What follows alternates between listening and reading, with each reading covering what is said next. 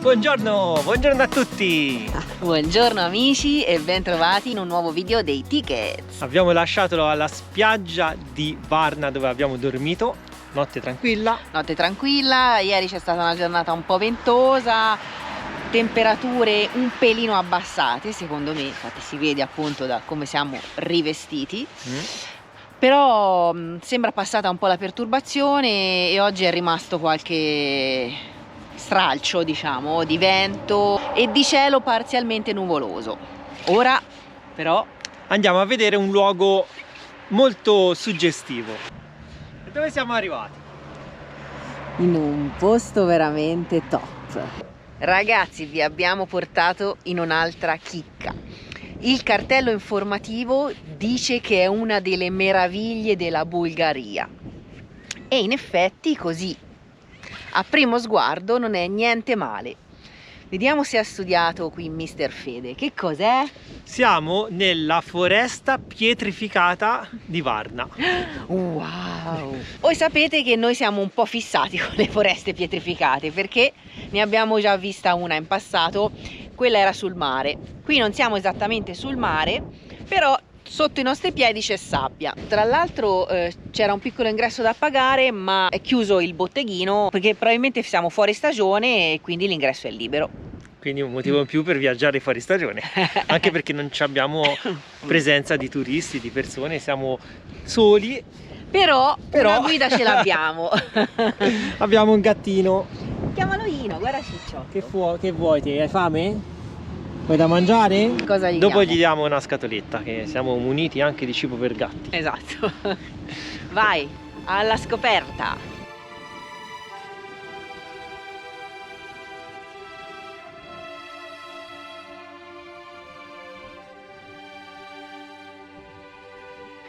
Qui abbiamo la guida turistica. Allora, andiamo bene per questa direzione? Che dici? Bellino.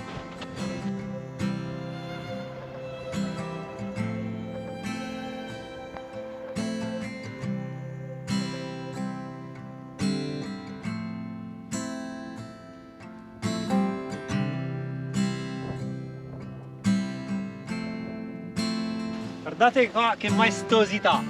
Guardate Fede piccolino sotto a questo, penso che fosse stato un mega albero.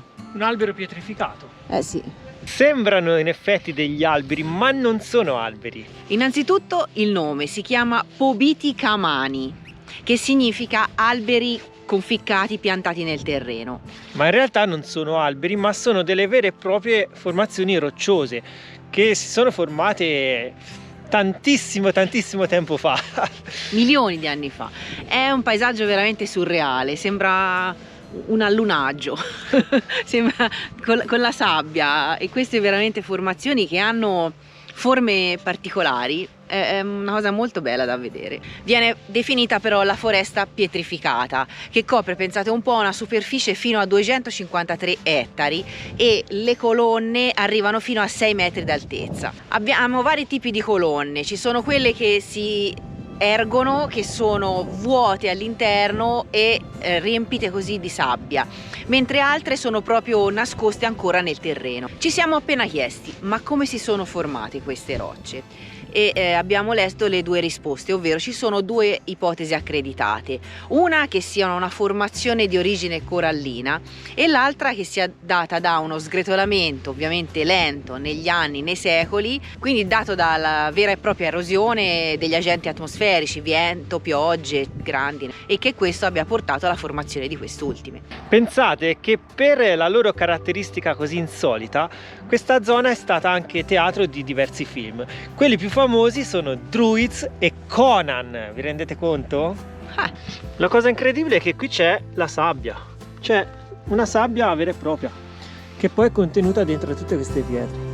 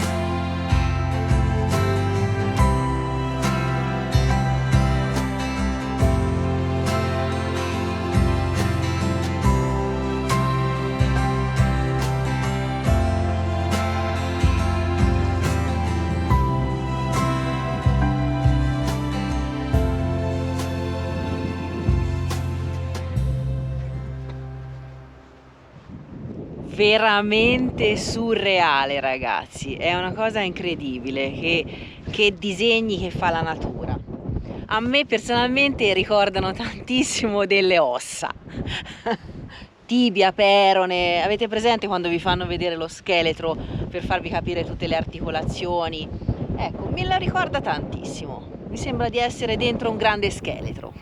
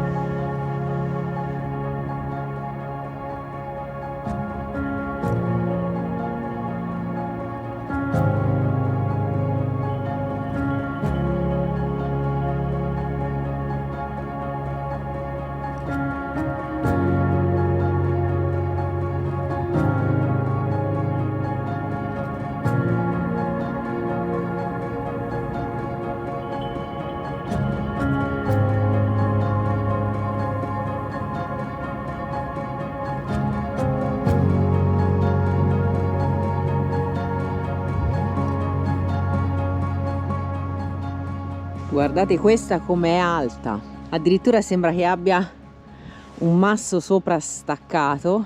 Ci sono delle forme veramente incredibili, guardate queste, anche questa è notevolmente alta. Qui siamo in una zona dove sono messe in forma circolare, una qua, poi c'è questa super alta qui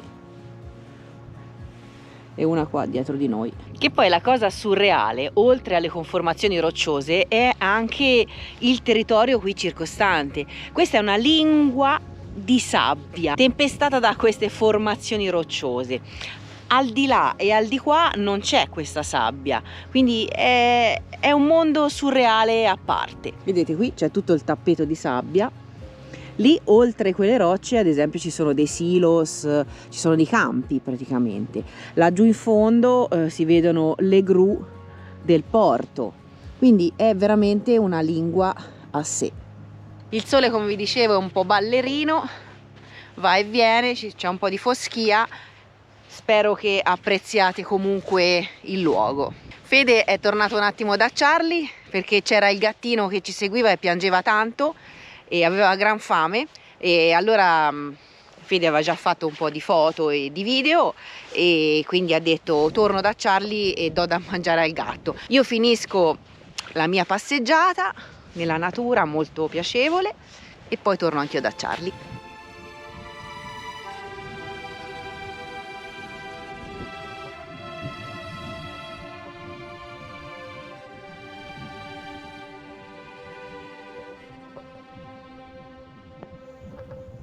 E sono arrivata al cerchio di pietre, così viene chiamato. Vedete tutto intorno ci sono queste pietre e nel centro questo tronco, diciamo così, spezzato, sopra il quale ci hanno lasciato tutte le monete, biglietti come offerte. Guardate qua, praticamente pieno.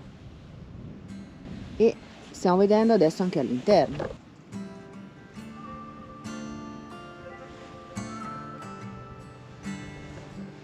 Abbiamo letto che questo è un luogo estremamente ricco di energia, molto magnetico, quindi specialmente all'interno di questo cerchio, secondo gli studiosi, si concentrano tutte le energie, no? Sapete, ci sono alcuni siti come Stonehenge, altri siti nel mondo, la piramide dei Maya, che in alcuni momenti dell'anno, diciamo così, per gli studiosi si concentrano queste energie particolari della Terra. E anche questo sito è uno di quelli. Quindi per omaggiare questa potenza della terra vengono lasciate queste monetine devolute a chi credono, insomma. Pensate, ragazzi, che c'è anche una leggenda locale che narra di questo posto e dice che i pilastri, ovvero questi alberi, così come vengono in gergo chiamati, siano i corpi pietrificati dei giganti che chiesero a un giovane immortale di rivelargli il nome di Dio, in modo tale da poter sposare una bella ragazza che in origine era destinata a diventare la moglie del capo dei giganti. Guardate che abbiamo una scatoletta per il nostro amico. Hai fame? Ora arriva il cibo. Buon appetito, amico pelosetto.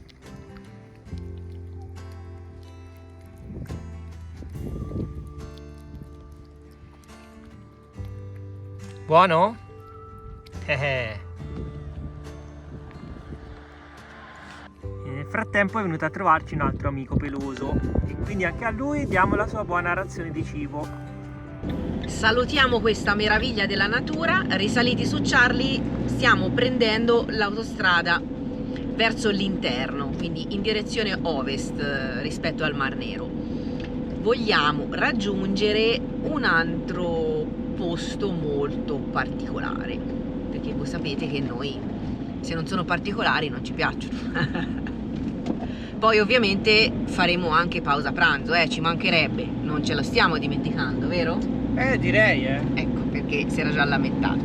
Per chi volesse visitare questo luogo fantastico, la foresta pietrificata, sappiate che è molto vicino a Varna, sono circa una quindicina di chilometri.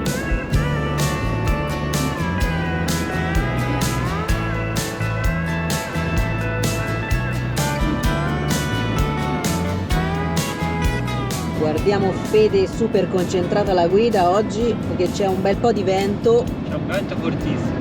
Che sposta Charlie. Ci sono dei paesaggi che sembrano modellati da questo vento, è incredibile.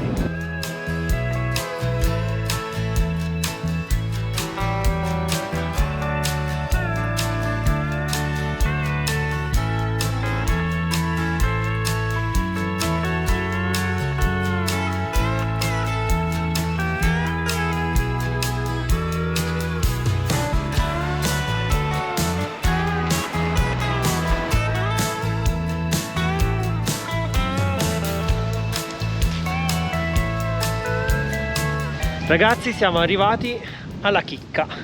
È cambiato il meteo, è cambiata la stagione, fa un freddo allucinante, c'è freddo, c'è vento.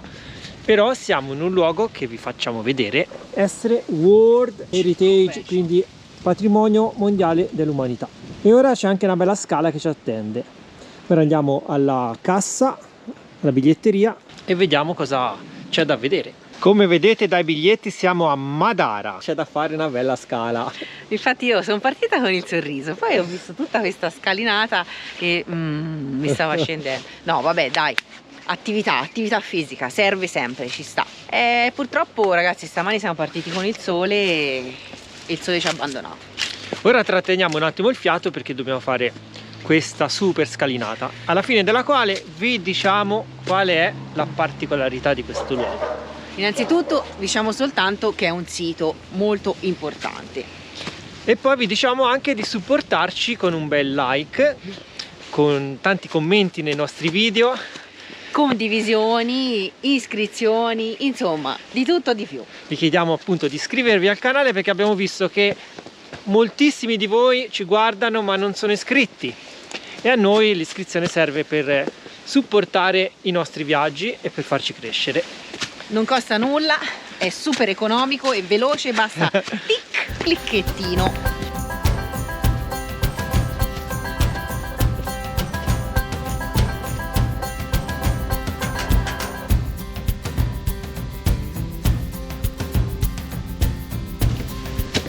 Anche l'amico Ci segue? Vieni, venite. Vieni. Vicino? Lui c'è la medaglietta.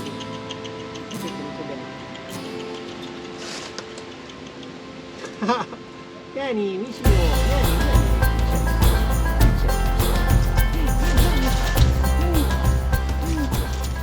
Abbiamo anche due amici che ci seguono. Si deve essere sparsa la voce che i due toscanacci elargiscono cose buone da mangiare.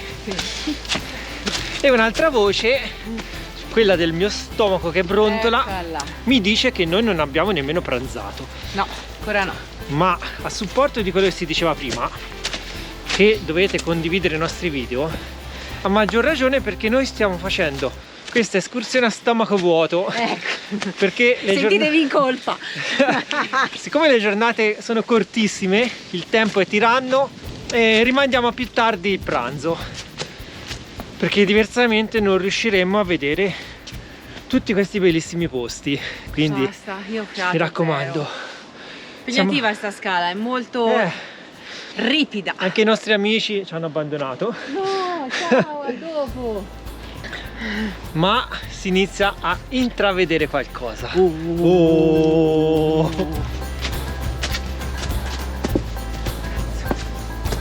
Lo vediamo, è lassù.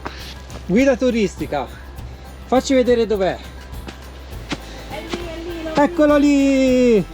Arrivati in cima alla scala si apre una visione bellissima. Siamo esattamente sotto al Cavaliere di Madara, che è un bassorilievo posto a 23 metri dal suolo su una parete rocciosa che è alta 100 metri. È stato scoperto dalla scienza nell'anno 1872. Rappresenta appunto un cavaliere a grandezza naturale che in una mano tiene le briglie e dall'altra pare abbia un corno o una coppa a simboleggiare un'azione vittoriosa. Sotto di lui c'è il leone, perché lui di fatto sta cacciando questo leone. Dietro si vede un cane che lo segue. Sotto di lui e al cavallo c'è il leone accovacciato trafitto da una lancia. Secondo degli studi questa immagine rappresenta il Khan Tervel bulgaro e le prime iscrizioni che si trovano intorno a questo bassorilievo risalgono all'anno 705 d.C. Come vi dicevo, è seguito da un cane da caccia, ma è anche preceduto da un'aquila in volo. Queste figure e lui stesso dovrebbero rappresentare delle scene di caccia, ma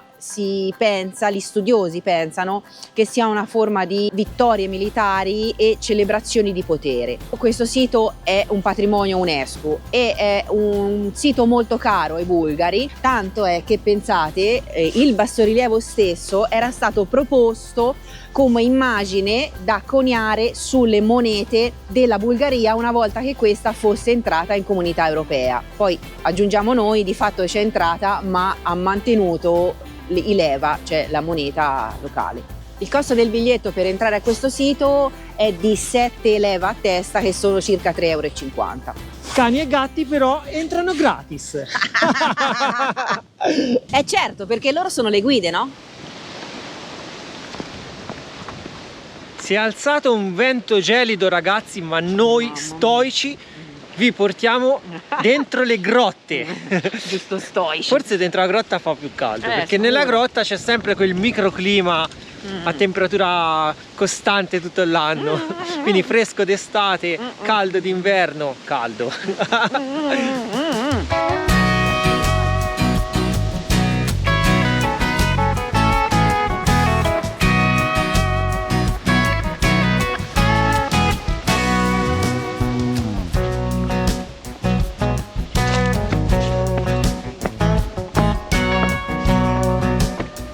Attenzione, caduta piena.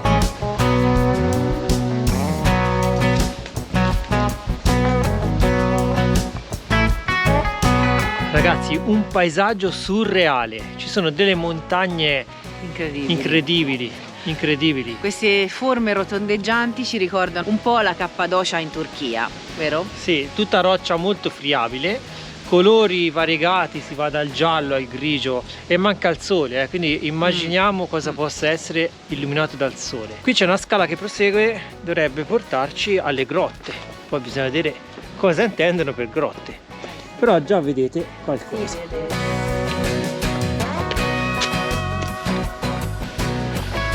Eccola, la vedo. abbiamo raggiunto la grotta.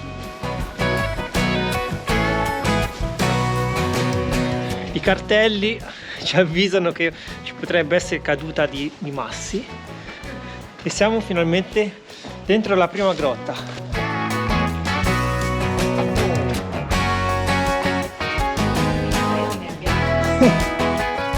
È gigantesca questa grotta. Qui tra l'altro la grotta sembra continuare. Ho acceso la torcia perché sennò non si vede niente. Ma da qui è una roba incredibile. Qui abbiamo anche una piccola cappella con tanto di mosaici dipinti. Sì, sì. C'è proprio un mosaico dipinto sulla roccia.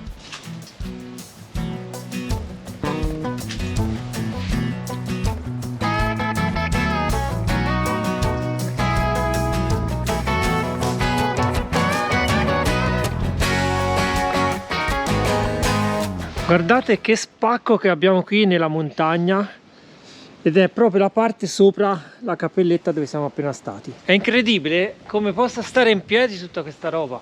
Qui c'è tutto lo spacco nella roccia.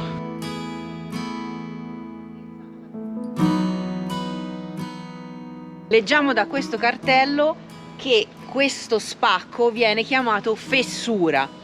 È uno spacco che va dalla base fino in alto e serviva anticamente per collegare in maniera veloce la fortezza alla grotta.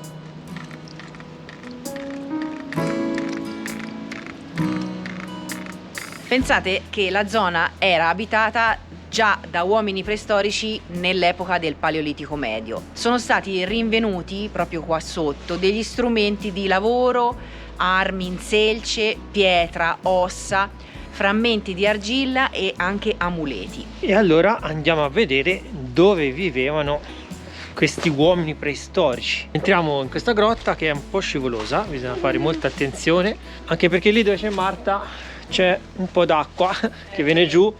Magari quando in primavera si sciolgono le nevi, se qui ci nevica, qui ci deve essere tutta una cascata d'acqua, perché si vede dalla roccia tutta piena di muschio, tutta bella verde.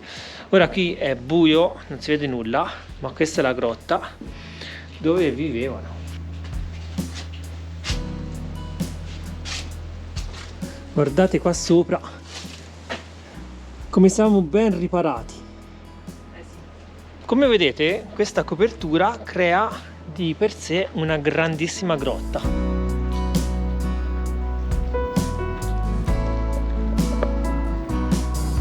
Pensate che intorno alla metà del primo millennio a.C. si insediarono in questo luogo i Traci, i quali crearono un santuario dedicato a 3 grandissime ninfe che rappresentavano la natura. Pensate che qui sono stati rinvenuti anche dei rilievi in marmo di Eracle e di Dionisio. In tutte le varie epoche storiche in cui c'è stato l'uomo, questa grotta è stata utilizzata come un magazzino per le scorte alimentari. Ma non vi sembra Alberto Angela che passeggia e dice le cose sui siti storici? Scrivetelo nei commenti se anche a voi vi sembra Albertino Angela. Non so se si percepisce, si capisce dalla GoPro, ma questa grotta è talmente avvolgente ed enorme che è difficile cercare di riprenderla, inquadrarla e cercare di trasmettervi la sua maestosità. È veramente incredibile. È maestosa. È come una grande conchiglia. Siamo completamente avvolti. Qui se piove l'acqua non ci colpisce perché siamo riparati. È vero, come essere dentro una conchiglia gigante che ci sovrasta. Sembra quasi anche una mega onda, O anche onda nell'oceano. Sì. Via la fantasia. Sì, sì. Qui continua il sentiero. Però gira sotto. E vediamo dove ci porta. Qui c'è un altro spacco, ma queste rocce, guarda come sono tutte intagliate. Poi ci sono quei sassi, quei massi nel mezzo che sembrano reggere il tutto in maniera incredibile.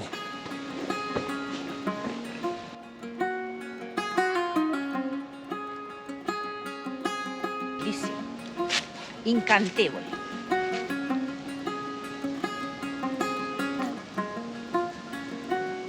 Guardate questa roccia come sta incastrata, allucinante.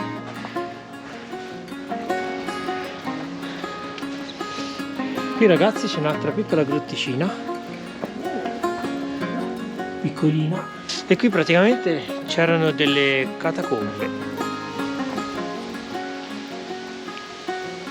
Il sito archeologico c'è da dire che è bello grande, c'è da camminare in qua e là e ci sono vari punti da vedere, possiamo ammirare ancora meglio la maestosità della montagna.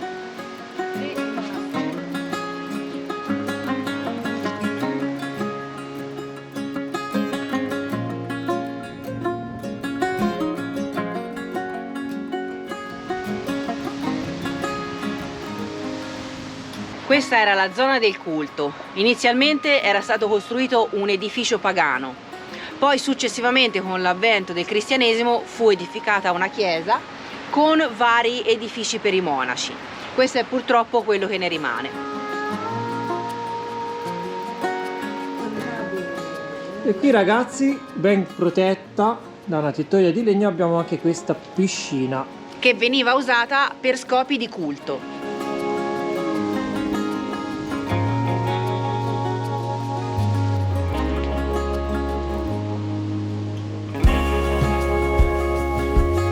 Come vi dicevo, i bulgari tengono tantissimo a questo sito, addirittura hanno fatto questo manifesto scrivendoci sotto che Madara, il Cavaliere di Madara, è il simbolo di tutta la Bulgaria. Come vedete siamo rientrati al calduccio dentro il nostro Charlie, il cinebasto sempre acceso e stiamo preparando il pranzetto. Oggi ci facciamo una frittata veloce con la cipolla e poi stasera abbiamo il pesce. Tagliamo la cipolla, quindi... Ma 4 uova saranno giuste? Sì, 4 uova bastano. Pranzo pronto. Non vi abbiamo detto quanti chilometri abbiamo fatto. 4 chilometri. Oggi non abbiamo camminato tantissimo in effetti. Sembravano di più, però la fame è sempre tanta. Però quindi... un pranzetto ce lo meritiamo. Direi. Quindi buon appetito, Buon appetito e ci vediamo più tardi, tra pochino.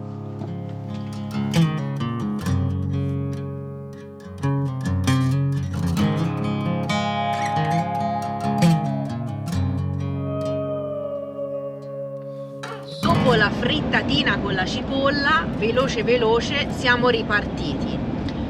Stiamo lottando letteralmente contro il vento che sposta tantissimo Charlie e ci si muove proprio. Fede sta facendo una gran fatica e c'è tanto vento in questi giorni, non sappiamo perché, speriamo duri poco. Ci stiamo muovendo in direzione di nuovo della costa, quindi del Mar Nero. Vogliamo vedere altre cose sulla costa e poi anche perché le temperature lì sono un po' più miti. Andremo comunque verso sud. Wow! Ciao!